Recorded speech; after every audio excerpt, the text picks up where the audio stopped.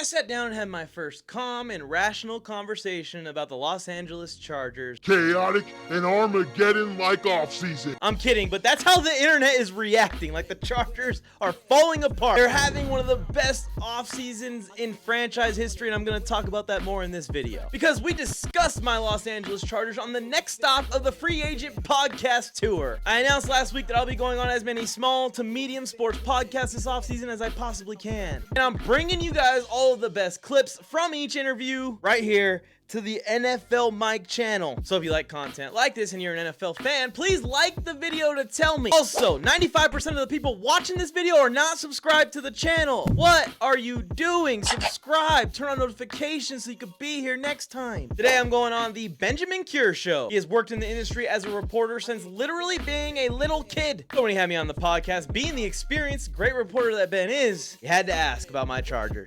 Love seeing the perspective of a fan who can go through the emotional highs and lows. What do you like about them now, or do you not like them? I personally think Jim Harbaugh, top 10 coach in the NFL already. Justin Herbert, certainly a top 10 quarterback, potentially top 5 if he proves himself to be that this year. You lose Keenan Allen in a trade. You release Mike Williams. Joey Bosa, I think, is a top 10 pass rusher when he's playing his best football. Khalil Mack silently coming off his best season, 17 sacks, most ever in a single season for him. How do you feel about this Chargers team under Harbaugh, and does it feel different?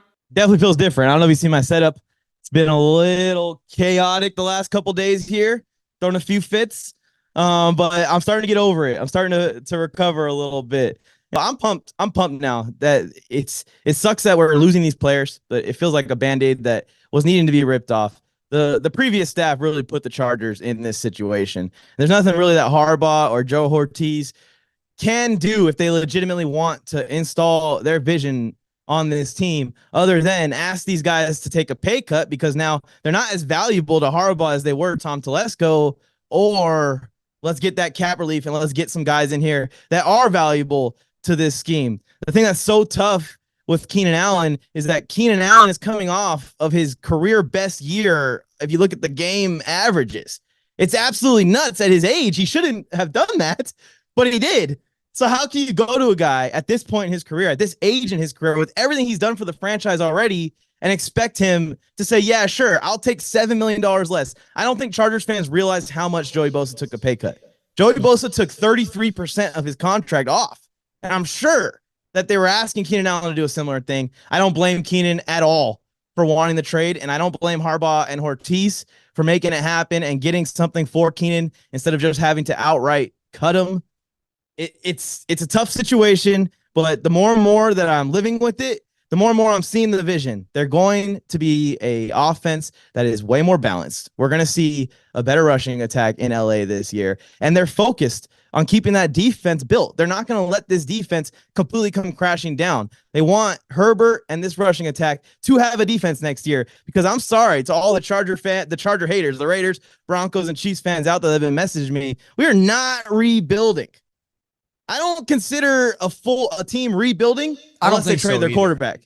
If they trade their quarterback, yes, I would consider that a full-blown rebuild. But when you keep the franchise quarterback, you keep the franchise left tackle in place, both edge rushers, this is not a rebuild. This is a retool.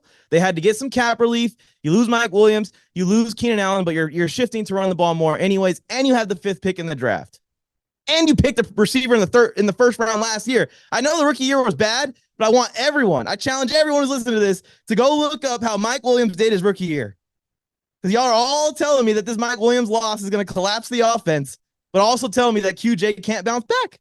Yeah, it's obviously a tough situation. I think Mike Williams, like, the big thing here is players and coaches, and especially like modern day analysts, don't want you to associate toughness with playing time, but there is a correlation there. And Mike Williams, out of 34 games he could have played over the last 2 years, played in 18 of them. And I know he fractured his back last season, and this season the ACL just 3 games in. Not an ideal situation, but I felt like if you were going to cut one of the core 4 guys who just got paid, one of the bigger guys, it had to be Mike Williams. I think that there's not a problem building a great defense. Nobody's against that. The problem is paying a lot of money and spending most of your money on defense. And Tom Telesco, I don't think he's a bad evaluator of talent, but I think he does tend to overpay defense. He's already doing it with the Raiders now, paying Wilkins, paying other guys. Not saying they're not worth it, but you have to be smart in an NFL that is driven by offense, that is driven by quarterback play. You could afford those contracts when Justin Herbert was on his rookie deal. You can't now. You're paying him like a top quarterback, and because of that,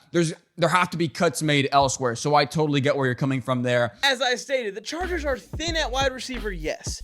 They've been planning for this to happen for years. And if all of you haven't learned the name Darius Davis, you will very soon. As much as it hurts that Keenan Allen is gone, this team is going in the right direction. But what do you think? Comment your record prediction for the Chargers next year. Before you be crazy, make sure you keep in mind that they're going to add Blake Corum or Trey Benson or Marshawn Lloyd on offense. And they have the 5th overall pick, so either they're going to get a combo of Brock Bowers and a receiver in the middle of the first round, or Marvin Harrison Jr. or Malik Neighbors will be on this roster as well. Benjamin Cure Show is an awesome podcast. I'll put the link to the full episode featuring me in the description. Then you can go and check out his channel from there if you want. And one last reminder, make sure you like the video and subscribe to the channel with notifications on. Those are the 2 absolutely free ways that you can support what I do, which is keep up with all 32 NFL teams for you so you can continue to do what you do. Are my Los Angeles Chargers doomed to the pits of fucking hell this season? I guess sooner rather than later,